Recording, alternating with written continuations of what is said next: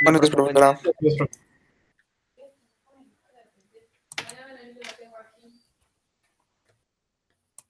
Muy bien, un gusto saludarles nuevamente, jóvenes.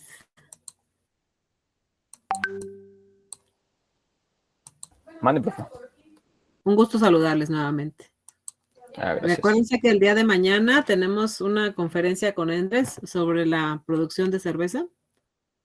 Entonces, por favor, ahí les pido que estén atentos para que vayan preparando su informe para entregar en el segundo parcial y, bueno, los que vayan saliendo sobre la marcha, ¿vale? Muy bien, entonces la clase pasada ya terminamos de ver los viscosímetros, ¿verdad?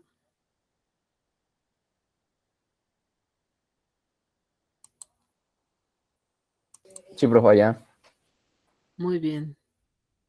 Dijimos que uno de los viscosímetros que nos ayudan a evaluar unas viscosidades muy, muy altas es el basado en el método de Brookfield, que es el rotacional, que lo podemos encontrar fuera de línea, como estos que estamos observando, o dentro de la línea, que dijimos que el modelo en particular que revisamos fue el de Add-Line, ¿no?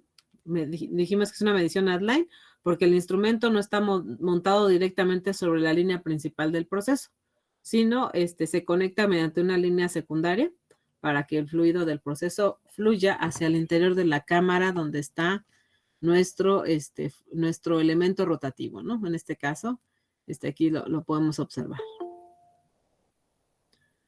Muy bien, y bueno, ya terminamos de evaluar. Falta complementar, si no mal recuerdo, para checar el método de Hagen-Poiseuille. ¿Ese ya lo revisamos?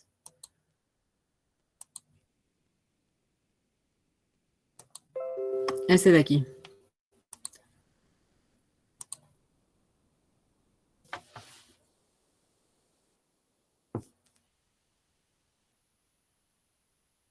¿Ese ya lo revisamos, muchachos? ¿Ya lo estudiamos?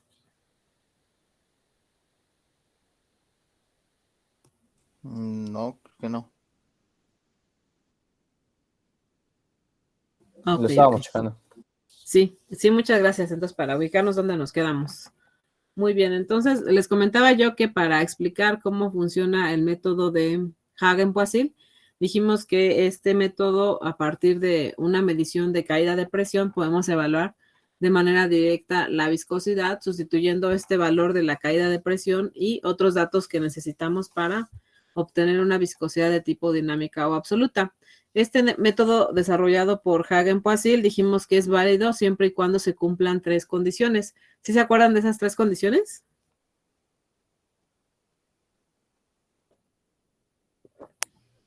Que sean los fluidos incomprensibles, newtonianos y que tengan Flujo laminar. Ajá. Exactamente, que su velocidad o su flujo sea tan bajo para mantener un régimen laminar. Es decir, hay que calcular previamente el número de Reynolds que tenemos en el tubo capilar para poder establecer si el método es válido. Y como lo comenta su compañera, es solamente específico para líquidos que sean además de tipo newtonianos. ¿Vale? Entonces, una manera de explicar cómo podemos instalar en un laboratorio la medición es como lo representan aquí en el dibujo, ¿no? Tenemos un recipiente a través del cual va a fluir el líquido del proceso y colocamos un medidor de presión diferencial. Nosotros del otro lado recibimos el líquido que fluye de un recipiente al otro y prácticamente esa lectura de la caída de presión la tomamos para poder sustituirla en la ecuación. De hecho, la ecuación está unas diapositivas antes. Me voy a recorrer unas diapositivas hacia atrás para que ustedes recuerden la ecuación. Es esta que tenemos aquí, ¿no? En la parte inferior. Nos dice que básicamente la viscosidad dinámica es equivalente a el producto de la caída de presión medida por el instrumento multiplicada por el radio del capilar a la cuarta y por pi, y todo eso dividido entre 8 veces el flujo volumétrico y la longitud del capilar. Si nosotros tenemos esos datos, los sustituimos y estimamos una viscosidad de manera experimental montando el método de Hagen-Poiseuille, que es ¿no? Muy bien, ya en proceso, ¿cómo lo vamos a observar? Bueno, veríamos aquí como lo representa el dibujo del extremo de la derecha. Tenemos a la línea del proceso y vamos a tener una línea que conecte a un capilar para que podamos medir la caída de presión en ese capilar para obtener esa delta P y sustituirla directamente en nuestra ecuación, ¿no? Aquí nos manifiestan que incluso de acuerdo a la dirección del flujo, el punto de la más alta presión estaría ubicado a la izquierda y el de baja presión a la derecha, ¿vale? Y en el caso de, para la enseñanza, en cuestiones didácticas, aquí vemos un prototipo de cómo a los estudiantes en un laboratorio se les puede explicar este método. Y lo que observamos aquí es un soporte con un recipiente que se encuentra ubicado a una cierta altura. Y en la parte inferior tendríamos un orificio. Aquí conectaríamos la tubería hacia la parte inferior. Ajá, para simular la línea del proceso. Y como línea secundaria tenemos un capilar. Si ustedes se fijan, aquí tendremos el capilar y tenemos un medidor de presión diferencial para poder evaluar esos cambios de presión asociados a la viscosidad del fluido que está fluyendo de un punto a otro. ¿Vale? Esta foto solamente nos ilustra un prototipo didáctico para la enseñanza de cómo funciona el método de Hagen-Poiseuille. Básicamente aquí nos dice que la caída de presión producida por el tubo capilar al paso del fluido se bombea a través de un caudal constante. Estas dos tomas situadas antes y después del tubo capilar se conectan a un transmisor de presión diferencial, ya sea neumático o electrónico, para poder transmitir esa señal, ¿no? ¿Vale? Entonces, de esa manera podríamos ver instalado en proceso este método, pero tenemos que garantizar previamente que se estén trabajando líquidos incompresibles, fluidos incompresibles, es decir, líquidos, que además sean newtonianos y que el flujo sea tan bajo como para mantener un régimen laminar. Un régimen laminar se obtiene cuando el Reynolds es menor ¿a qué? ¿A qué valor, muchachos? 2000. A 2000, exactamente. Muy bien. Este par de torsión ya lo explicaban la vez pasada sus compañeros. Otro instrumento que también pueden adaptar para la medición de la viscosidad es el rotámetro, ¿vale? Ustedes ya conocen para qué nos sirven los rotámetros. ¿Qué variable medimos con los rotámetros, muchachos? Que ustedes estudiaron en quinto. Flujo. El flujo, exactamente. Podemos medir flujo ya sea de materiales líquidos o gaseosos, ¿vale? Entonces, aquí nosotros vamos a tener en una camarita una escala graduada en la cual internamente tenemos un elemento que va a flotar dependiendo del flujo que circule en ese punto, ¿vale? Ahora, ¿qué pasa si al rotámetro lo mantenemos a un flujo constante? Bueno, podemos tener una variante de un rotámetro que ahora en vez de flujo mida una viscosidad, siempre y cuando se mantenga un flujo constante, ¿vale? Entonces aquí nos dice que se mantiene un caudal constante del fluido, con lo que la posición del flotador ahora dependerá de la viscosidad. Es decir, aquí ya la escala ya va a estar graduada para que en vez de flujo nos reporte directamente una viscosidad. Se dice que al rotámetro se le puede acoplar un transmisor neumático o electrónico de igual manera para poder transmitir la señal, ¿no? Entonces nosotros veríamos instalado un rotámetro para medir viscosidad de la siguiente manera. Vamos a tener lo que es nuestra línea del proceso principal en posición horizontal y aquí tenemos una línea secundaria para que el fluido del proceso pase por el rotámetro y nos ayude a evaluar la viscosidad dependiendo de la altura que adquiera el flotador, ¿vale? Entonces ahí podemos observar a detalle cómo lo podríamos identificar este método instalado ya en un proceso. Ajá, luego identificamos los rotámetros porque tienen sus carátulas transparentes, podríamos observar directamente la escala y de primera podemos sospechar que es un rotámetro que está midiendo en ese punto flujo, pero si nos acercamos y verificamos la escala, con esto será posible garantizar si se está midiendo en ese momento el flujo o más bien se está midiendo una viscosidad a partir de la adaptación del rotámetro al proceso, ¿vale? Muy bien, entonces de esa manera también nosotros podemos medir viscosidad mediante un rotámetro. El método de vibraciones o ultrasonidos también ya lo explicaban la vez pasada a sus compañeros. Y bueno, pues ahí está el dibujo para que, o más bien está, un dibujo que representa lo que hay internamente en el instrumento.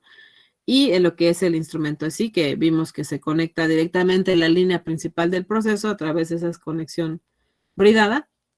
Y este instrumento nos proporciona una medición entonces inline porque está dentro del proceso y además las partes del instrumento tienen que estar en contacto directo con el fluido al cual le vamos a evaluar la viscosidad. Acá tenemos otro viscosímetro que es el vibrante, que sabemos que cuenta con una varilla muy delgadita que actúa como sensor y que nos permite evaluar la viscosidad igual a través de unos piezoeléctricos, unos sensores piezoeléctricos para que se puedan evaluar esos cambios de la vibración de la varilla que está resonante y que obviamente esa variación se atribuya al fluido que está alrededor o rodeando prácticamente a esa varilla, ¿vale? Entonces ahí tenemos el otro viscosímetro tipo vibrante. De ahí les comenté que vamos a trabajar para el viernes, como actividad complementaria, unos problemas que van a resolver que básicamente dependen de la aplicación del método de Hagen-Poiseuille, en donde hay que calcular la viscosidad dinámica o bien calcular el radio del capilar y además hay que verificar si el método está implementado de manera correcta o no, simplemente calculando el número de Reynolds adicionalmente. ¿Vale? Entonces, el primer problema ya está realizado, solamente hay que hacer el 2, el 3 y el 4. Muy bien, entonces, ahora sigue la variable humedad, que es con la que cerraríamos esta unidad número 2 para ya dar paso a la unidad 3. Entonces, la humedad es una variable bastante interesante, muchachos. De hecho, amerita igual, yo creo que una materia completa para poder estudiarla a profundidad. Sin embargo, pues hay que acotarnos a lo que nos marca el temario y bueno, vamos a seguir avanzando, ¿vale? Entonces, la humedad es una variable común, la manejamos normalmente en nuestro lenguaje cotidiano, pero ¿qué es lo que nos mide la humedad, muchachos? ¿Cuál sería el analito que va a buscar el instrumento, muchachos? Agua, profa, o H2O. Exactamente, va a buscar las moléculas de H2O que posean las muestras, ya sea gaseosas, líquidas o incluso materiales sólidos, ¿vale? Estos conceptos los tomé del Creus y para estudiar la humedad comienza con la humedad ambiental. Por eso describe que la humedad absoluta es la relación entre la masa de agua, que es vapor, entre la masa de aire seco. A eso se refiere con la humedad absoluta. Y más común, o en los reportes de meteorología, más se reporta, más que humedad absoluta, una humedad relativa.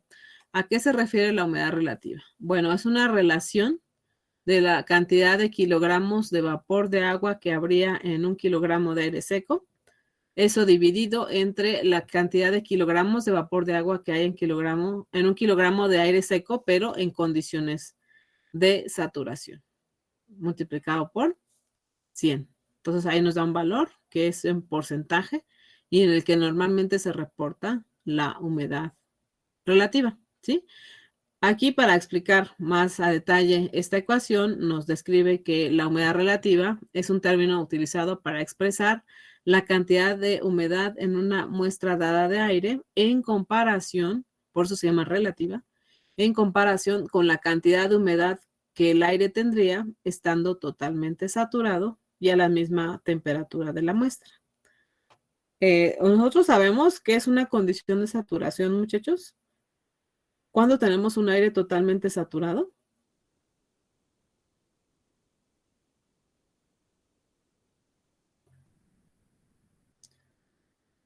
Un aire saturado es aquel que tiene el 100% de humedad.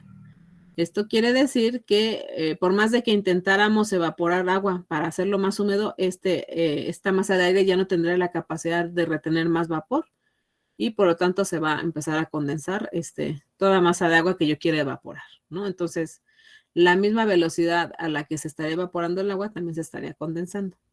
Entonces, una condición de saturación nos manifiesta que básicamente se ha llegado al límite de la cantidad de vapor de agua que puede retener una masa de aire.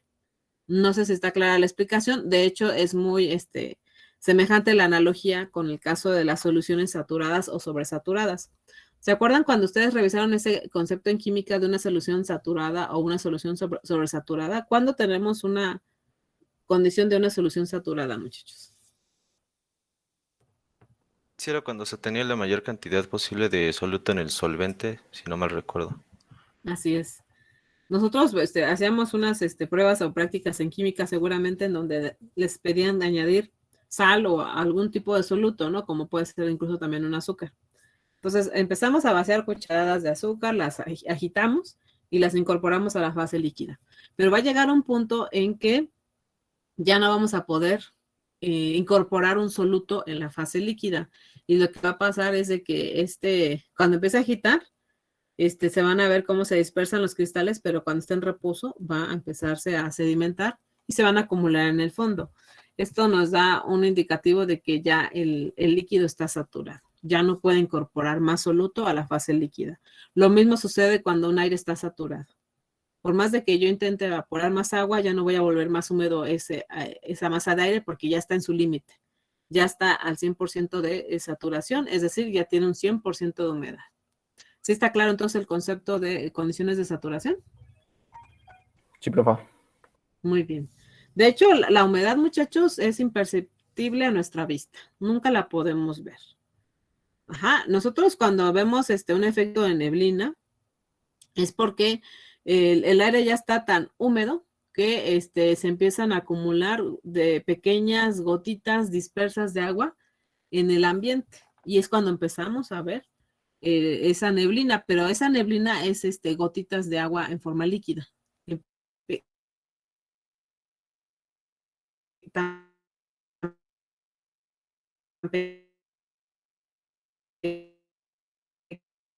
pequeñitas, pero que acumuladas ya tienen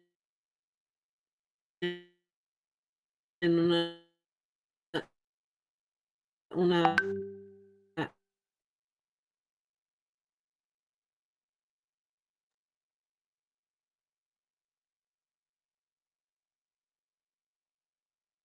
neblina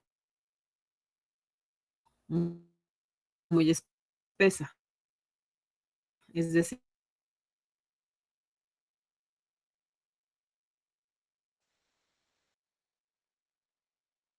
más allá de ajá. Las nubes, de hecho, erróneamente nos habían dicho, no, cristales también, por las temperaturas que se tienen a ciertas alturas.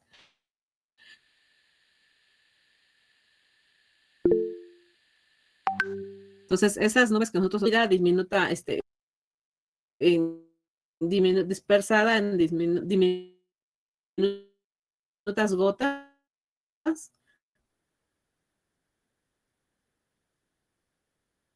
mezcladas también con, no es humedad. Son masa de agua líquida y sólida. Ahorita en la Ciudad de México,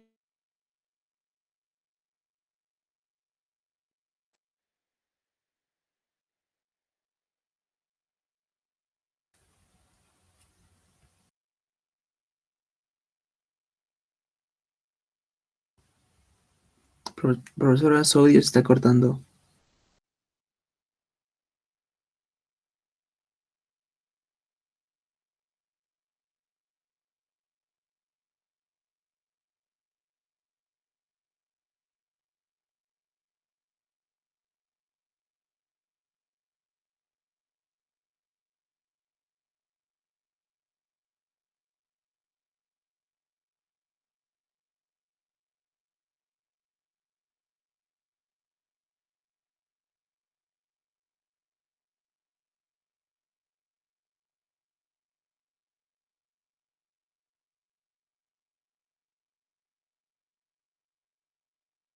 vimos así como pegajosa. No sé si ustedes lo han percibido.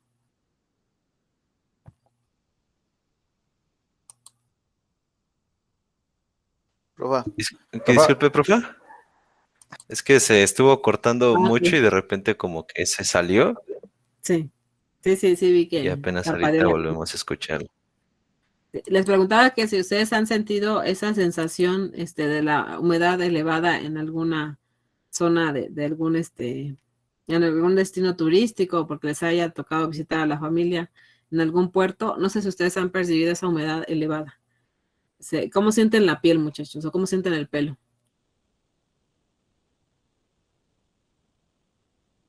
Como Sí, profe, se pegajoso, siente. como si estuvieras sudando mucho, ¿no? Ujú, exactamente. Incluso hasta uno se acaba de bañar y como a los 10 minutos otra vez empiezas a sentirte así pegajoso, ¿no? Como si no te hubieras bañado. Y es por el exceso de humedad.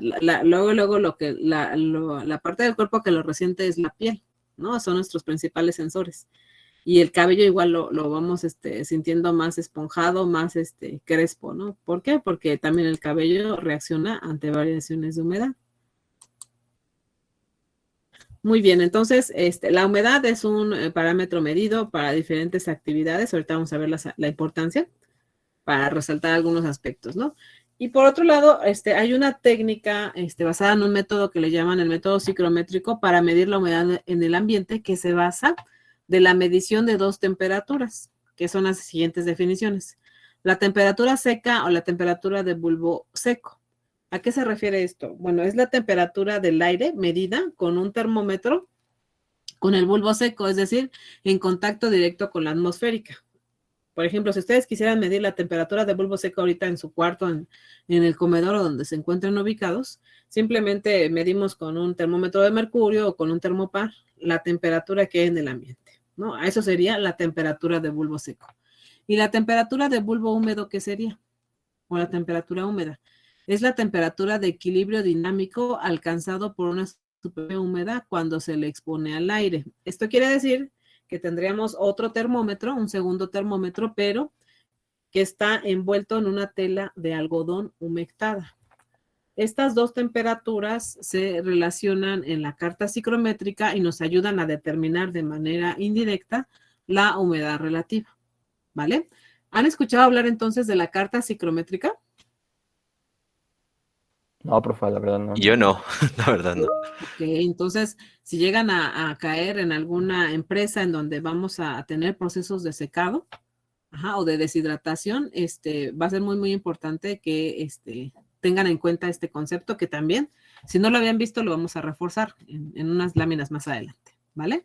Pero bueno, de antemano, mediante la carta psicométrica, ustedes pueden obtener parámetros termodinámicos del aire, y que de alguna manera ahí vamos a encontrar unas curvas que nos ayudan a determinar a partir de las lecturas de temperatura de bulbo seco y bulbo húmedo, la humedad relativa que habría en el ambiente, ¿vale? Entonces eso lo vamos a ver ahorita más adelante. Muy bien, nada más quería saber si ya lo habían manejado, sobre todo porque se requiere mucho para la cuestión de la transferencia de masa en las operaciones como el secado, ¿no? Muy bien. Para también las aplicaciones de la humedad, muchachos, son muy importantes en los rubros de las empresas que trabajan con aire acondicionado, también las empresas que trabajan con los sistemas de aire comprimido, porque aquí la humedad es un factor que hay que estar midiendo y hay que considerar para evitar problemas técnicos en los equipos, ¿vale? Muy bien, punto de rocío. El punto de rocío es la temperatura límite a la que el vapor del agua existe en el aire o en el gas y se condensa pasando al estado líquido, ¿vale? De hecho, ustedes han sido testigos del punto de rocío. Por ejemplo, cuando amanece, si en alguna, si en esa noche estuvo lloviendo y el ambiente está muy húmedo, vamos a llegar a una temperatura tan baja que el vapor de agua que hay en el ambiente se va a empezar a condensar, ¿vale? Entonces ahí esa agua condensada la vamos a ver acumulada en los límites de los cuerpos sólidos, como lo son las hojas de los árboles o incluso en el pasto, ¿no? Entonces, cuando ustedes llegaban a la escuela y de repente sentían o veían que el pasto estaba húmedo, es porque en ese momento se estaba presentando el punto de rocío, que es la temperatura a la cual el vapor del ambiente se empieza a condensar. Normalmente el punto de rocío es un indicador de la temperatura a la cual se va a empezar a condensar el vapor del agua. Y por eso es un parámetro también de gran importancia en la industria el estar midiendo el punto de rocío, porque es la temperatura a la cual, repito, se va a empezar a condensar el agua que está en el aire en forma de vapor. ¿vale? De hecho, ustedes han sido testigos también cuando se sirven un vaso de refresco que está en el refri, una cerveza o un vaso de leche. Normalmente los productos que están almacenados en el refrigerador, ¿a qué temperatura están, muchachos? A unos 5 o 3 grados centígrados. Aprox, exactamente. Entonces, si el líquido que estoy sacando del refri está a unos 5 o unos 3 grados, pues está más frío que el ambiente, ¿no? Nosotros ahorita en este momento debemos de estar como a 18 grados Celsius, ¿vale? Entonces, si ustedes se sirven ese líquido que proviene del refri, que viene más frío, y lo vierten en un vaso de cristal, lo dejan reposando ahí sin tocarlo, y después van a ver conforme pasa el tiempo, va a estar empañado de gotitas de agua alrededor de ese vaso. Porque lo que sucede es lo siguiente. Si la temperatura de rocío en ese momento en el ambiente es de 10 o 12 grados, cuando la masa de aire que esté alrededor del vaso llegue a esa temperatura, es cuando se va a empezar a condensar el vapor que hay en el ambiente. ¿Sí me entienden? Es decir, el punto de rocío es una temperatura más baja que en el ambiente. Se va a presentar el fenómeno de condensación, de la condensación del vapor del agua. No sé si queda claro así de esa manera. Entonces, nosotros cuando nos servimos una bebida fría y dejamos que pase el tiempo, en un par de minutos vamos a ver una serie de gotitas acumuladas alrededor del vaso que nos representan la condensación del vapor del agua que hay en el ambiente. Si el punto de rocío es en ese momento, en esa ciudad o en ese lugar donde están, es de 10, 12 grados, cuando la temperatura que esté alrededor del vaso alcance los 10, 12 grados, porque obviamente el líquido lo sacamos a 4 grados, pero empieza a enfriar el aire que hay alrededor, entonces es cuando se empieza a condensar ese vapor de agua. ¿Sí quedó claro, muchachos? Sí, profe. Sí, profe. Muy bien. Entonces ustedes han visto y han sido testigos de lo que es el punto de rocío. Entonces es una temperatura más baja que el ambiente y es en la cual se presenta la condensación del vapor del agua, del aire que hay en ese momento. ¿Vale? Muy bien, espero que no se les olvide, porque lo vamos a retomar más adelante también. Profe, solo una pregunta antes de que continúe. No entendí bien la diferencia entre la temperatura seca y la húmeda. Ok. Bueno, nosotros, por ejemplo, ahorita la temperatura seca será como la temperatura ambiental, ¿no? Pero la temperatura húmeda se obtiene mediante la lectura con otro termómetro que está envuelto con una tela de algodón que está humectada en todo momento. Entonces, esa temperatura húmeda nos representaría como una condición de saturación, ¿no? De máxima saturación en ese momento. Entonces, estas dos temperaturas se relacionan mediante una ecuación y nos permiten calcular de manera directa la humedad relativa. De hecho, ahorita que revisemos la carta psicométrica, a lo mejor va a quedar más claro por qué se tienen que hacer esas mediciones y cómo a partir de estas dos temperaturas podemos estimar la humedad relativa en ese momento. Ok, sí. Gracias, profe. Sí, de nada. Muy bien. Por otro lado, hay un término que a lo mejor no lo han escuchado así, pero han estado en contacto con algunas sustancias que son higroscópicas. ¿Qué es una sustancia higroscópica? Es una sustancia capaz de atrapar o de absorber la humedad que hay en el ambiente. Ajá.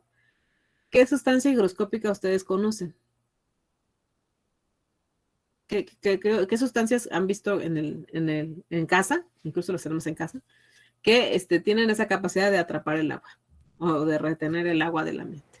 Profesora, yo he visto, o bueno, he utilizado que ahí venden unos frasquitos con como bolitas que sirven para lo que era atrapar la humedad. No sé si se refiere a eso. Sí. Lo usábamos mucho nosotros.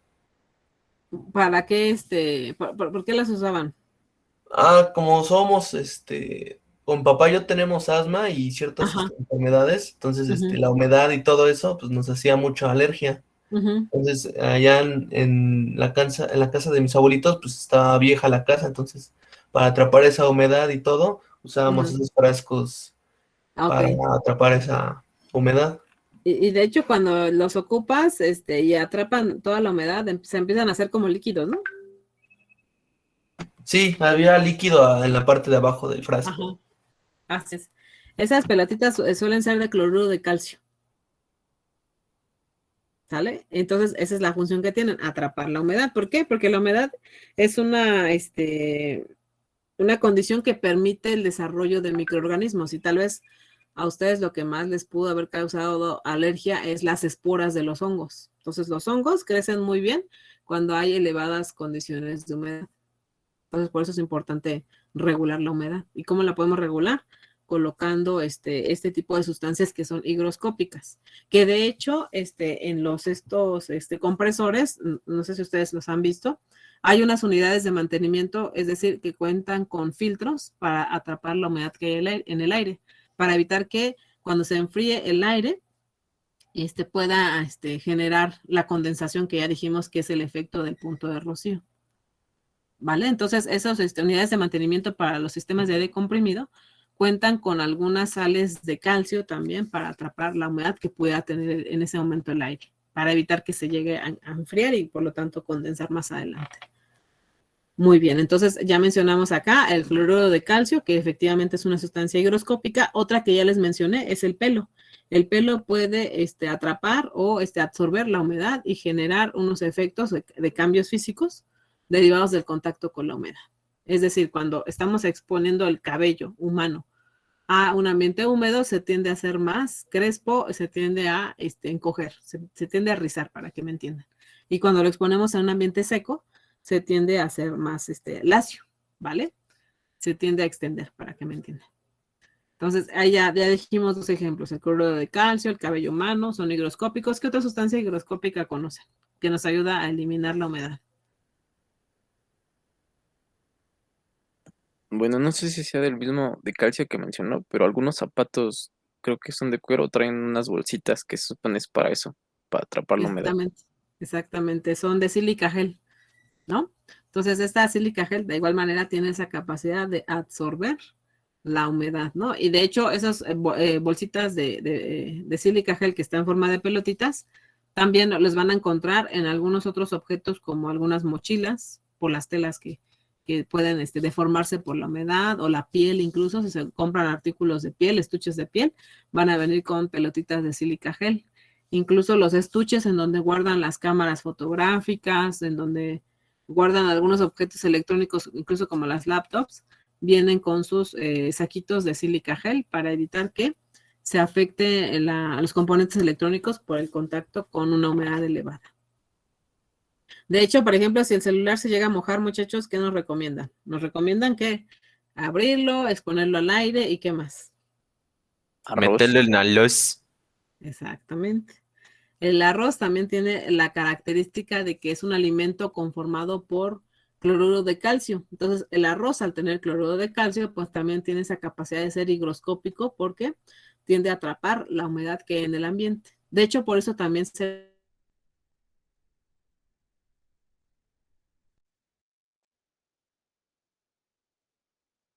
le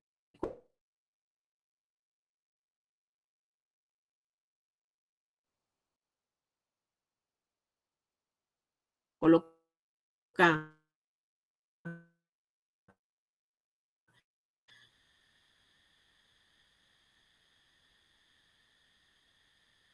una pequeña cantidad que la sal. Profa, se está volviendo a trabar su audio.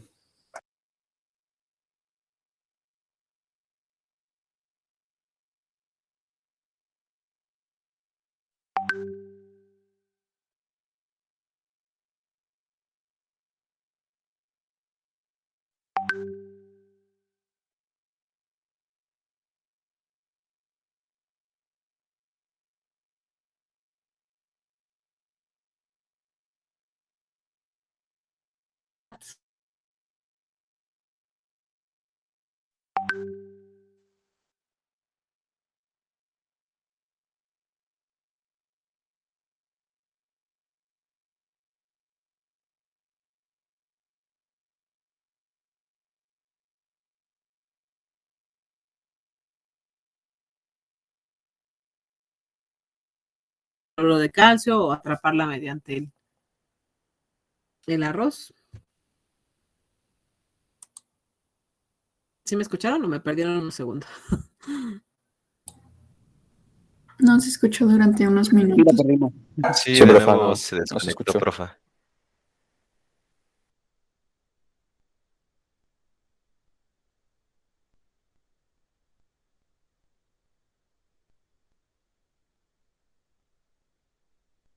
Oh, ya.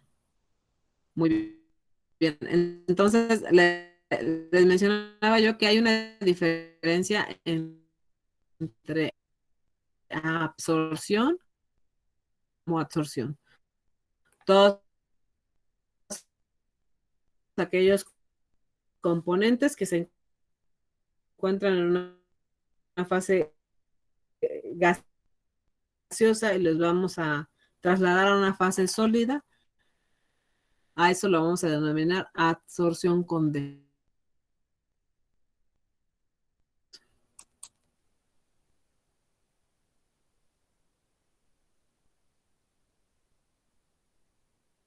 Bueno, ¿sí me escuchan? Se está perdiendo otra vez, profesora. Sí, la escuchamos muy entrecortada, profa.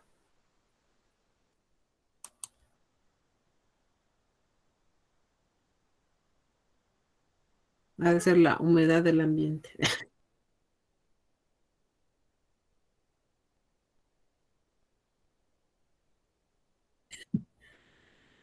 Ok, entonces no sé si quedó claro el concepto de absorción con D. ¿Lo podría repetir, profesora, por favor? ¿Sí quedó claro?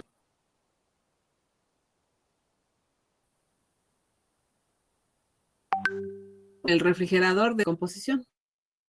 No, vamos a suponer que olvidamos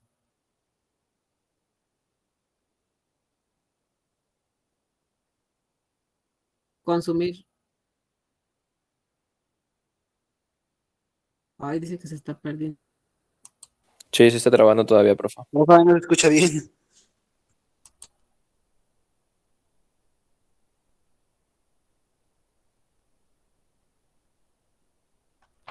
Bueno, ¿me escuchan?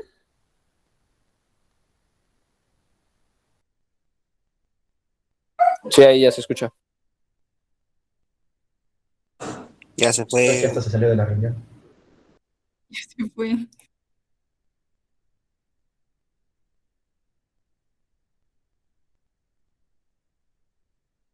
Maldito infinitum.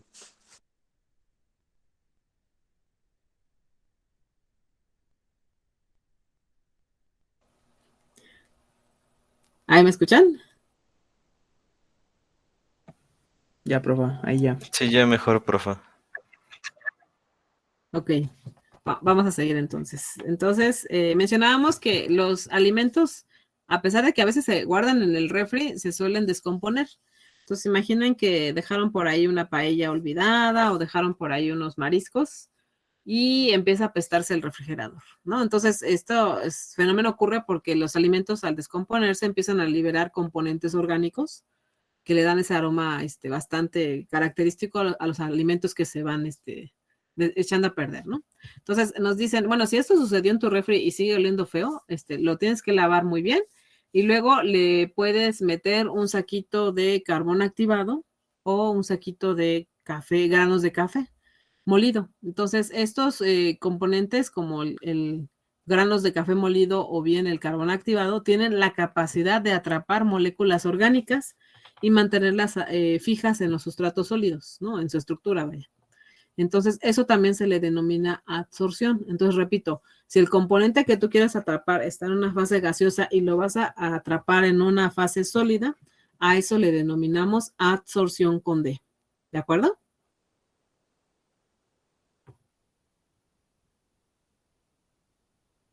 Vale. Muy bien. ¿Y absorción qué es? Bueno, la absorción es cuando el componente también lo tienes en una fase gaseosa, pero lo vamos a trasladar a una fase líquida. como lo que sucede como cuando ustedes han llegado a tener en casa las peceras, ¿no? Nosotros necesitamos airear el agua para que los pececitos puedan tomar el oxígeno disuelto que hay en el agua. Hay algunas especies marinas que han evolucionado para tomar el oxígeno de la superficie y ascienden, ¿no? Como lo hacen los delfines, como lo hacen las ballenas, como lo hacen algunos otros peces como los beta. Si ustedes han llegado a tener una pecerita con peces beta, han visto cómo los pececitos ascienden hacia la superficie y toman el oxígeno. Sin embargo, otras especies marinas necesitan del oxígeno que está disuelto en el agua. ¿Y cómo lo hacemos? Pues a través del proceso de aireación. Entonces, ahí el oxígeno lo vamos a trasladar de una fase gaseosa, lo vamos a disolver en una fase líquida. A ese fenómeno lo denominamos absorción. ¿Sale? Ok, profe. Vale, por favor. De hecho, para algunos sistemas en donde tenemos emisiones con algunos ácidos, vamos a suponer que en algún proceso químico se generó ácido sulfídrico. Normalmente podemos atrapar esos ácidos en contacto con torres con agua líquida. Entonces vamos a asperjar diminutas gotas de agua para que traten de disolver el ácido y evitar que se disperse o se vaya hacia el ambiente. Entonces, una forma de atrapar un componente gaseoso por contacto con líquido, a eso se le denomina una operación de absorción.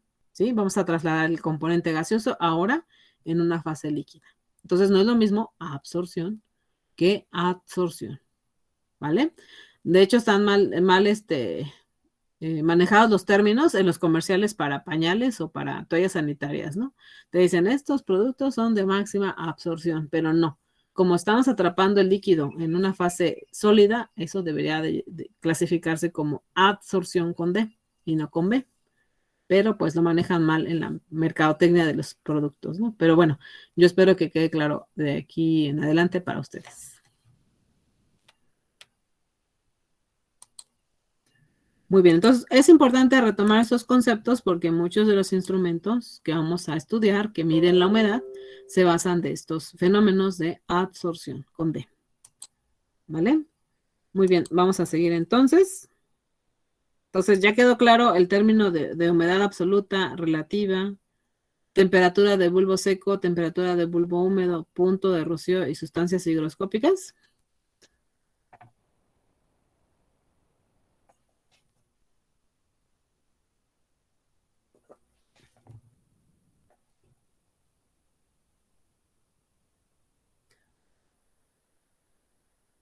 ¿Sí quedó claro? Sí, profe. Muy bien. Sí, profe. Bien. Ok. Aquí hay otros ejemplos de materiales higroscópicos para que no se les olvide.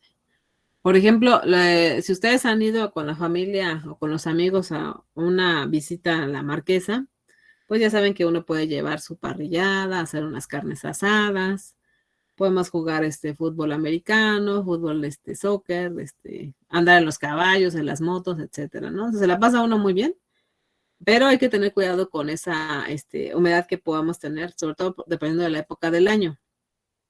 Quienes son los primeros en avisarnos que se avecina una tormenta cuando vamos a un bosque o a una zona boscosa son las piñas de los pinos, muchachos. Las piñas de los pinos reaccionan cuando ya se avecina una tormenta y empiezan a detectar humedades altas. Entonces, fíjense, aquí nos menciona que los conos de los pinos se cierran cuando aumenta la humedad para proteger las semillas del interior de la piña cuando se aproxima una tormenta. Eso fue un mecanismo de defensa de la planta para cuando ocurrían las tormentas y de esta manera garantizar y proteger las semillas que nos van a permitir que perdure o se perpetúe esa especie en esa zona. Entonces, las piñas de los pinos se van a empezar a cerrar en el momento en que detecten una elevada humedad.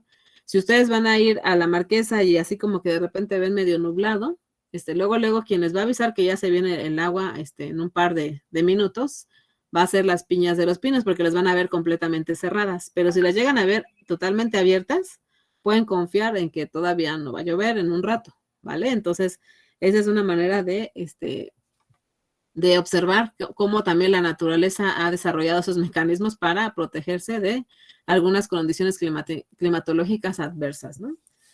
Por otro lado, en esa fotografía que está a la derecha, en la parte superior, observamos el ejemplo de que la recomendación cuando un objeto o un aparato electrónico ha estado en contacto con el agua, bueno, pues nos recomiendan primeramente secarlo por un par de días al aire y después para retirar el exceso de humedad que haya quedado internamente en el equipo, nos piden que lo almacenemos por un par de días también, encerrado en en una masa de arroz crudo, obviamente, para garantizar que el arroz pueda absorber la humedad que pueda todavía quedar residual en el equipo, ¿no? Y de esta manera volver a rescatarlo o al menos salvarlo de alguna falla más grave, ¿no?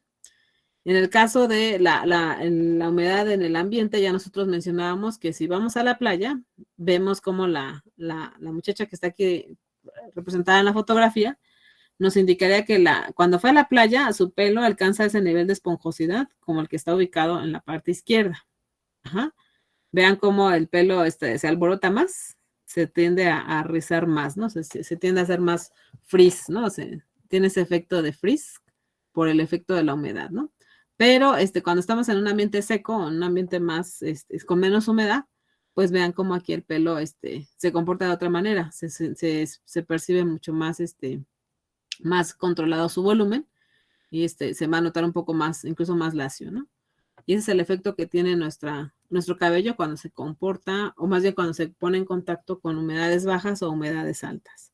Repito, la humedad normalmente aquí en la zona centro de nuestro país es de 55%, pero cuando nos llevan a lugares con humedades más bajas o más altas, luego nuestra piel y nuestro cabello lo va a resentir, ¿vale? La saturación del aire. Bueno, aquí está el ejemplo de el concepto de saturación para que gráficamente quede más claro, ¿vale?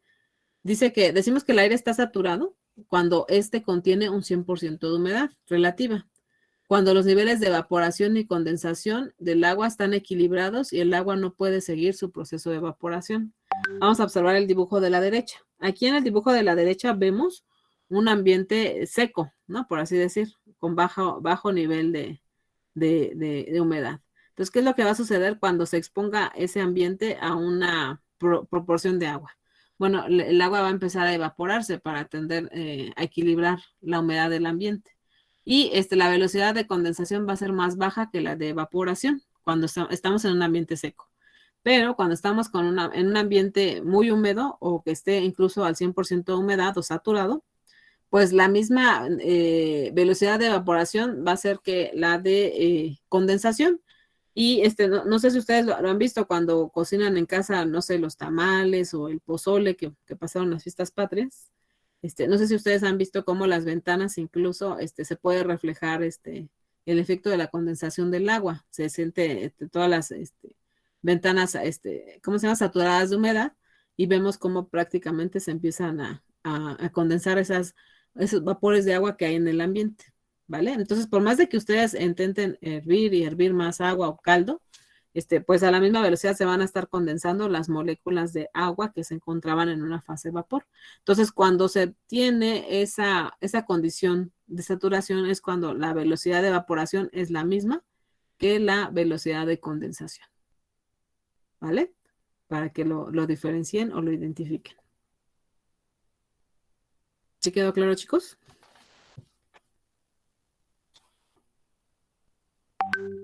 Sí. Sí, profe. Ok, porque luego le dirán que los videos nos cortan y ya no se entiende. Muy bien. ¿Qué importancia tiene la medición de humedad? Bueno, pues tiene una importancia enorme en los procesos de producción, en la parte del confort humano, en algunas actividades comerciales como la navegación de los aviones. Ajá. No sé si ustedes a los que les gustan los aviones, por ejemplo, en todos los aeropuertos hay unidades de meteorología donde se van reportando las condiciones ambientales. Y dependiendo de los clima, las condiciones que se tengan en ese momento en el clima, se puede permitir el aterrizaje o el despegue, de los aviones. De las condiciones ambientales depende la autorización de la torre de control para que un avión pueda despegar o pueda aterrizar. ¿Vale? Entonces vean qué tan importante es el clima y cómo se debe de tener unos instrumentos en buen estado, calibrados, que nos garanticen mediciones correctas para tomar decisiones que incluso pueden afectar las actividades comerciales en todo el mundo. De hecho, nosotros aquí en la Ciudad de México tenemos un clima muy noble, pero si ustedes se empiezan a mover cuando trabajen en regiones del norte o del sur, ahí van a ver que también los vuelos suelen tener de repente muchos atrasos, porque a veces no se autoriza el despegue por las condiciones ambientales que se tienen. O bien los aviones no pueden llegar tan rápido o en el momento o la hora que se había estimado porque no se les permite el aterrizaje, igual porque hay condiciones climatológicas adversas que impiden un aterrizaje seguro, ¿vale? Entonces, vean qué tan importante es la humedad, que hasta en eso influye en las actividades comerciales en todo el mundo. Muy bien, entonces vamos a comenzar con la parte de confort humano, la cuestión de ambientación. Aquí nos mencionan que principalmente el rubro del turismo, por ejemplo, en el caso de los hoteles, los aviones, las oficinas, los cines, las piscinas, los gimnasios, por ejemplo, los, ¿cómo se llama? Los teatros, o en un tren o en los autobuses, va a ser muy, muy importante estar regulando la humedad. ¿Por qué? Porque si nosotros exponemos a las personas a una temperatura elevada y una humedad alta, pues se van a sentir luego incómodas, ¿no? Imagínense que a lo mejor un viaje de aquí a Querétaro, pues no nos afecta si hay mucha humedad en el ambiente o está muy cálido el ambiente, ¿no? Pero si ya van a hacer ustedes un traslado que implique varias horas de viaje, imaginen que van a hacer un viaje, no sé, de aquí a Tijuana, pues ahí ya el viaje no es un par de horas, ahí ya se van a echar al menos 2 días de viaje, ¿no? Porque además el autobús tiene que hacer paradas para que desayunen, coman o cenen en algún sitio. Y bueno, pues el viaje es muy bonito, pero sí es bien cansado. Entonces, un traslado de la Ciudad de México a Tijuana anda llevándoles como 44 horas de viaje, ¿no? Entonces, imagínense ir en un trayecto donde van a estar expuestos a ambientes fríos o ambientes muy calientes o muy húmedos, pues todo esto puede afectar en su confort y pueden sentirse incómodos, ¿no? Aunque vayan muy contentos y todo, no es agradable realizar un trayecto tan largo para ¿cómo se llama? Llegar a su destino sin que el autobús o la línea maneje tecnologías que permitan regular sus climas, ¿no? Internamente. Lo mismo cuando vayan a hacer un viaje a China, muchachos, también los vuelos a China son bien pesados, o a Rusia, ¿no? Son vuelos de muchas horas y además son varias conexiones que tienen que hacer para llegar hasta allá, ¿no? Entonces, les puede llevar varias horas el salir de la Ciudad de México y llegar a ese tipo de destinos en donde suelen ser vuelos muy largos y sería bastante incómodo que ustedes se trasladen en un avión donde se puede sentir el cambio de temperatura simplemente porque van a ser trasladados con muchas personas, ¿no? Entonces, la humedad, los olores, todo eso empieza a incomodar a las personas, ¿no? Entonces, los aviones tienen que contar con climas igual, que nos permitan tener esa sensación de descanso, de que al menos van a poder de repente echarse un sueñito, porque sí es muy, muy pesado los vuelos internacionales, ¿no? Entonces, si ya les ha tocado viajar, pues indudablemente lo que esperan es tener una estancia agradable desde el momento que salen de su casa, ¿no? Con sus maletas. Pero bueno, ya a algunos les tocará vivir muy pronto esa experiencia ya cuando empiezan a trabajar. Yo al menos deseo que va a pasar eso y yo creo que ustedes lo van a vivir, ¿no? En la cuestión de, igual cuando van a un gimnasio, ¿no? Si estamos en un gimnasio que no tiene un buen clima, es bien incómodo estar hasta detectando el aroma de los demás, ¿no? O sentirse con una humedad muy alta, ¿no? Entonces, por más de que quieras entrenar unas 2 horas, pues luego si estás en un lugar cerrado y si no hay una buena ventilación, pues esto puede incluso afectar tu tiempo de estancia y en vez de echarte 2 horas te vas a aventar nada más una, porque de verdad es bien incómodo estar en un lugar con una ambientación o una temperatura elevada y una humedad muy elevada. De hecho, ahorita para lo de los lugares de trabajo, para minimizar los riesgos de contagio por COVID, una clave fundamental es tener áreas ventiladas. Recuerden que si nosotros acumulamos a muchas personas en un sitio semicerrado, puede ser riesgoso porque no hay una buena ventilación. Entonces también ahorita por temas de seguridad, por el contagio y por la vía de transmisión que tenemos con esta enfermedad, es crucial tener un ambiente bien ventilado. Pero también ahí hay que tener cuidado con los aires acondicionados que hacen que recircule el aire, porque van a estar llevando el virus de un punto a otro y todos se van a contagiar, ¿no? No sé si han visto algunos estudios de caso en donde muchas personas empezaban a enfermar porque estaban en áreas de trabajo donde el aire circulaba, recirculaba, y entonces hacía que llegara el virus a todos, ¿no? Entonces, ese tema también es delicado en este momento, les digo, por la vía de transmisión del virus, ¿no? Pero bueno, ahí ya cada centro de trabajo o área tendrá que garantizar las condiciones para tener actividades con riesgos mínimos, ¿no? Muy bien. En la cuestión de la industria textilera, la industria papelera y de pieles, aquí también va a ser bien crucial medir la humedad en el ambiente y regularla. ¿Por qué? ¿Qué le hace la humedad a los productos como la piel, el papel o las telas, muchachos? ¿Qué le sucede al papel, por ejemplo, a todos que han vivido esa experiencia? ¿Qué le pasa a un cuaderno cuando lo mojan y luego lo secan? Uy. Queda todo feo. ¿Verdad? Por más de que se hace como tieso, como durito. Exactamente, pierde bueno, más que nada se empieza como a deformar, ¿no? Si así lo definimos. Entonces, por más de que lo hayan secado perfectamente, ya su forma original no la va a tener. Y entonces esto, a nivel comercial, si nosotros exponemos nuestro material para almacenarlo en bodegas o empezarlo a comercializar, si no controlamos la humedad en el ambiente, vamos a afectar directamente la calidad del producto. Llámese papel, llámese la piel o las telas, que algunas incluso se deforman por un contacto prolongado con una humedad alta. Para ello tendremos que contar con sistemas que nos garanticen la medición y el control de la humedad en ese tipo de ambientes, ¿no? Porque ya sabemos que vamos a afectar a estos productos y eso va a representar en pérdidas para las empresas, ¿no? Si no guardamos de manera adecuada o trasladamos de manera adecuada ese tipo de materiales. Lo mismo la industria de la madera, ¿no? ¿Qué le pasa a la madera cuando la mojamos o la sometemos a un contacto con una humedad alta? Se llega a pudrir. Se hincha. Para empezar, se va a empezar a hinchar. Y si la humedad continúa, va a empezar a generar condiciones para que crezcan hongos y bacterias y hasta empiecen a teñir la madera, ¿no? Tomando coloraciones rojizas, verdes, negras, dependiendo de los hongos. No sé si ustedes han visto en la cocina que de repente usamos las tablas para picar, ¿no? La fruta, la verdura, y la lavamos la madera, ¿no? Y como no tiene resinas o protecciones, se empieza a llenar de hongos. Por más de que uno la talle y la lave, los hongos son muy aferrados y son bien difíciles de retirar, ¿no? Entonces, va a llegar un punto en donde de plano esa tablita la vamos a tener que tirar porque ya es insalubre, porque ya tiene un hongo ahí bien incrustado y va a ser bien difícil retirarlo, ¿no? Para aislar la madera de la humedad, lo que se suele hacer es colocarle barnices que sirven como repelentes de la humedad. Ustedes saben que la madera es un material poroso, que igual, aunque la trabajes y tengas un acabado de pulido adecuado, hay que protegerla siempre con barnices para evitar que se pueda hinchar o se pueda deformar por el contacto con la humedad del ambiente, incluso la del mismo ambiente.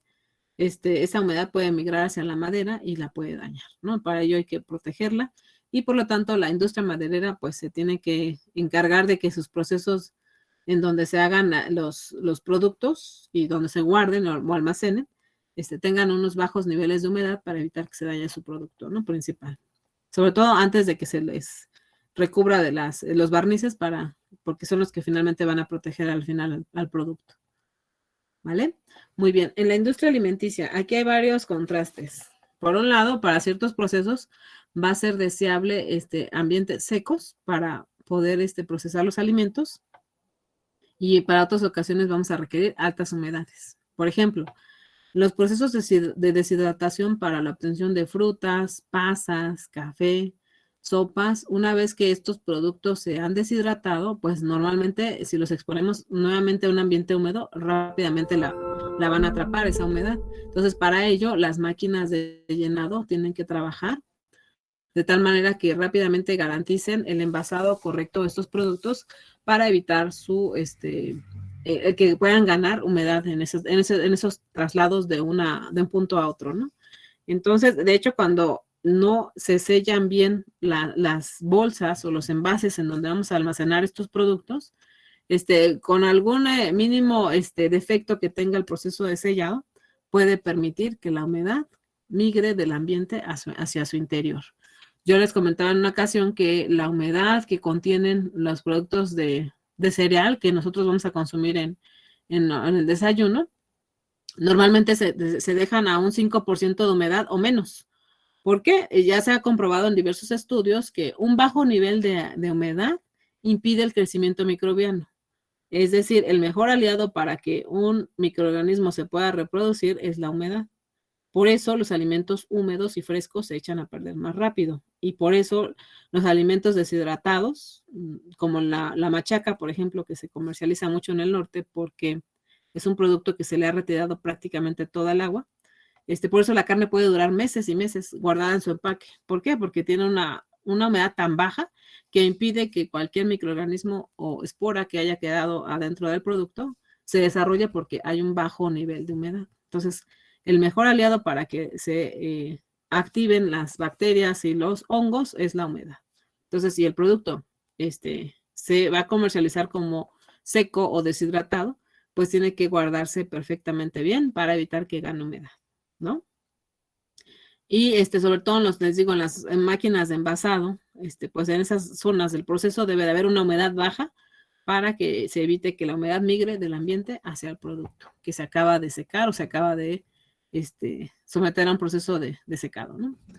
Muy bien. Por otro lado, para la panadería, para la industria panadera, ahí el mejor aliado para que tengan un pan bien esponjadito es la humedad. Ajá. No sé si alguno de ustedes ha hecho pan, así bolillo, o ha hecho ¿cómo se llama? Pan de muerto, ahorita que ya se ven en la época de panes de muerto. ¿Alguno de ustedes ha hecho en casa algún pan de este tipo, de los que crecen con levadura?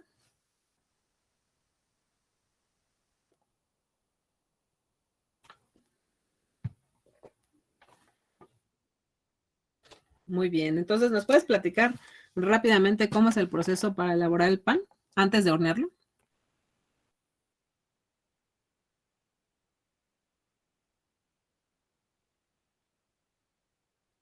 Ajá. Se forman las bolitas, por ejemplo, ajá, y las colocamos en una charola, ¿no?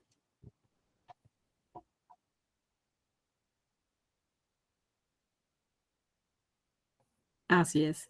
Muy bien. Y antes de meterlo al horno, cuando se tienen en charolas la masa cruda, fresca, para que se va a fermentar, se le pone un trapo o un paño húmedo. Ajá. Sí, exactamente. Ok, entonces, ustedes, una pregunta para todos. ¿Por qué creen que hay que poner un paño húmedo al pan? ¿Y por qué no lo dejamos fermentar así al aire libre? Porque si no, no sería suficiente humedad. Para que la retenga, ¿no? Exactamente, para que la humedad se retenga en el producto. Si nosotros exponemos a las masas crudas de pan a fermentarse al ambiente, lo que va a suceder es de que como el ambiente va a estar más seco que la masa cruda, entonces el ambiente va a empezar a tomar la humedad del producto y va a hacer que se seque y se forme una costra en la superficie del pan.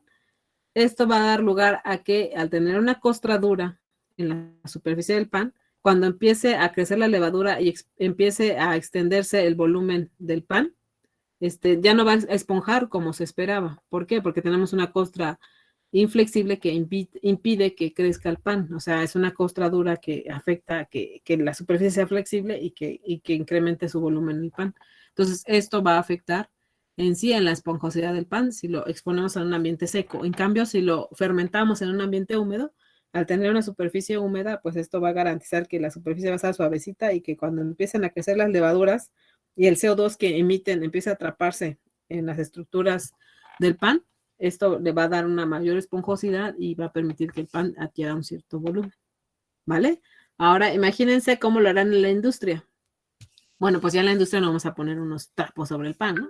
Lo que vamos a hacer es tener una cámara de fermentación en donde se va a tener una temperatura adecuada para el crecimiento de la levadura y además una humedad alta para garantizar que la superficie no se va a deshidratar y se va a mantener humectada la superficie para que cuando esponje el pan sea flexible y adquiera el volumen que se requiere, ¿no? Entonces, la cámara de fermentación es una etapa crítica para garantizar que el producto que vamos a obtener va a estar con la esponjosidad o con la densidad que se requiere para que lo consuma el cliente o como lo desea el cliente, ¿no? Entonces, imagínense de qué tamaño serán las cámaras de fermentación de la compañía Bimbo, que es una de las principales aquí en México, de las más grandes que producen pan, no solamente aquí, sino a nivel internacional, ¿no? Entonces, ellos sí cuentan con esas cámaras de fermentación climatizadas para garantizar una buena fermentación en los panes que producen. Muy bien, jóvenes, pues por el tiempo, hasta aquí le dejamos por el día de hoy. Me recuerdan que nos quedamos en el tema de la humedad en la industria panadera para continuar y pues les deseo que tengan un excelente miércoles. Sigan cuidándose mucho y nos vemos el próximo viernes, ¿vale? Gracias, profe, igualmente. Vale, profe, hasta el viernes. Cuídese. Gracias. Bye, igual.